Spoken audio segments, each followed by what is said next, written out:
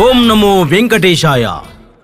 సమస్త భక్తులకు రాజన్న సిరిసిల్ల జిల్లా వేములవాడ మండలం ఎదురుగట్ల గ్రామంలో శ్రీ వెంకటేశ్వర స్వామివారి దేవస్థానం నందు శ్రీ గోదాదేవి రంగనాథ స్వామివారి కళ్యాణ మహోత్సవం స్వస్తి శ్రీ విశ్వావసునామ సంవత్సర పుష్య బహుళ నవమి తేదీ 12/1/2026 సోమవారం రోజున ఉదయం 11:30 స్వాతి నక్షత్రయుక్త మీనలగ్న శుభ ముహూర్తమున శ్రీ గోదా రంగనాథ కళ్యాణం అత్యంత వైభవంగా కన్నుల పండువగా జరపబడుతుంది.